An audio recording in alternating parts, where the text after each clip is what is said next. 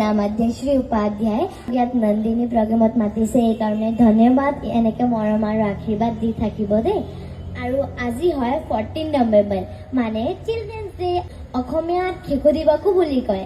আৰু আপোনালোকে জানেনে আজি কাৰ বাৰ্থডে হয়? আজি হয় আমাৰ ইণ্ডিয়াৰ ফাৰ্ষ্ট প্ৰাইম মিনিষ্টাৰ জৱাহৰলাল নেহৰুজীৰ বাৰ্থডে হয়।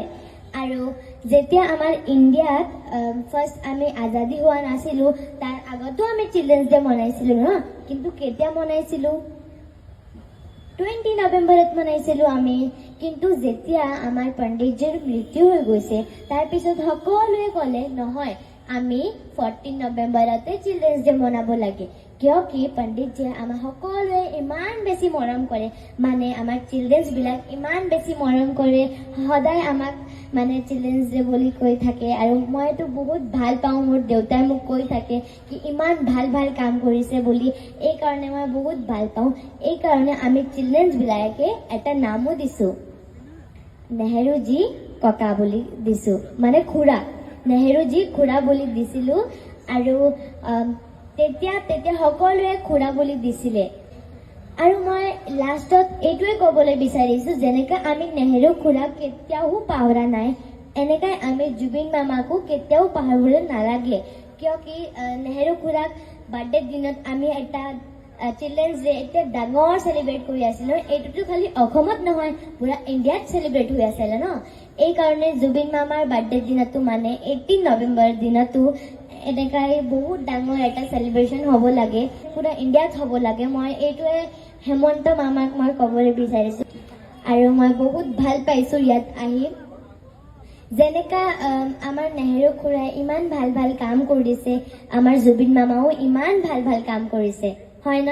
এইকাৰণে ময়ো জুবিন মামাক সদায় পূজা কৰোঁ। আৰু চব জুবিন মামাৰ বাৰ্থডে 18 নৱেম্বৰত আৰু মোৰ বাৰ্থডে 18 মাৰ্চত। কিমান ভালকৈ মিলি গৈছে ন? খালি নৱেম্বৰ আৰু মাৰ্চ অলপ ডিফাৰেঞ্চ আছে। আৰু মই মোৰ দিদিবিলাক মোৰ দিদি, চিষ্টাৰ, মোৰ ভাইটি যিমান ইয়াত আছে, মই সকলোৱে এটা কথা ক'বলৈ বিচাৰিছোঁ, আমি কেতিয়াও হাৰ মানিব নালাগে। আমি সদায় কৰিব লাগে কি মই এইটো পাৰোঁ, মই সদায় মানে কষ্ট কৰিব লাগে, তেতিয়াও মই পাৰোঁ। মই অসমীয়াত স্কুলত এটা পয়েম শিকিছিলোঁ, মই এইটো ক'বলৈ বিচাৰিছোঁ যে মোৰ দেউতাই মোক শিকাইছিলে। নোৱাৰো কথাটি হেৰা বেয়া কথাবোৰ, কদাপি নহয় সেইটো কথা মানুহৰ। এলেহুৱা যোনে হয়, নোৱাৰো সিটোৱে কয়, তেনেহ'লে তুমি কিয় নোৱাৰো বুলিবা? এবাৰ নহ'লে 100 বাৰ কৰিবা, 10জন যেতিয়া পাৰে তুমি কিয় নোৱাৰিবা? আৰু এইটো মিনিংটো মই আপোনালোকক একবাৰ বুজাই দিওঁ দেই। নোৱাৰো কথাটি হেৰা বেয়া কথাবোৰ, নোৱাৰো কথাটি বৰ বেয়া কথা, তথাপিও হয় এইটো কথা মানুহৰ। মানে এইটো কথা আমি ক'বলৈ কেতিয়াও নালাগে, এইটো কথা বৰ বেয়া কথা। এলেহুৱা যোনে হয়, নোৱাৰো সিটোৱে কয়। এলেহুৱা মানে একদম আলচি, একদম এনেকা মানে একো কৰিব নালাগে, এনেকা মানুহবিলাকে সদায় কয় কি নোৱাৰো। কিন্তু আমিতো এলেহুৱা নহয় ন, আমিতো সদায় কওঁ মই পাৰোঁ, মই এইটো পাৰোঁ, মই কষ্ট কৰিব লাগে। আৰু এবাৰ নহ'লে 100 বাৰ কৰিবা। এবাৰ যদিতো এবাৰত একো নহয় ন, আমি 100 বাৰ কৰিব লাগে, তাৰ পিছতে হ'ব। যেনেকৈ চাওক, মই DID লিটিল মাষ্টাৰত 2nd অনাৰ পাইছিলোঁ, কিন্তু মই অলপ বেয়াও পাইছোঁ কি মই ফাৰ্ষ্ট আহিব লাগে।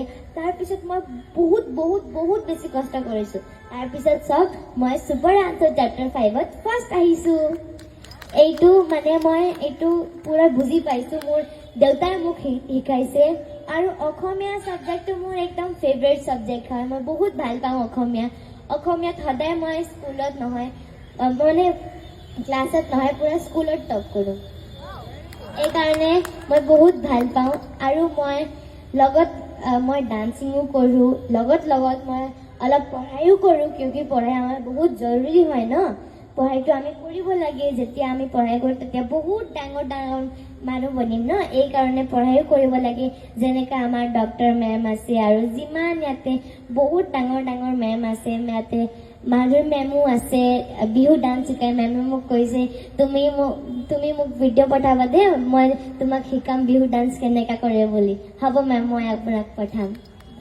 আৰু মই বহুত ভাল পাইছোঁ। আৰু মই বহুত নিজকে বহুত প্ৰাউড ফিল কৰি আছোঁ কিয় আপোনাৰ সকলো ইমান ডাঙৰ ডাঙৰ মানুহৰ লগত মই কথা পাতি আছোঁ এইকাৰণে মই বহুত ভাল পাইছোঁ আৰু আজি মই মানে ডান্সটো প্ৰিপেয়াৰ হোৱা অহা নাই কিন্তু মেমে কৈছে কি নহয় তুমিতো কৰিব লাগে এইকাৰণে মই এটা ডান্স কৰিম কিন্তু অলপ দেৰি কৰিম কিয় মই যোনটো গান কৰি আছোঁ ন এইটো বহুত লম্বা গান হয় এইকাৰণে মই অলপ টাইমতে কৰোঁ আৰু মোকো আপোনালোক সকলোৱে দেখি ডান্স অলপ অলপ কৰিব মন গৈছে এইকাৰণে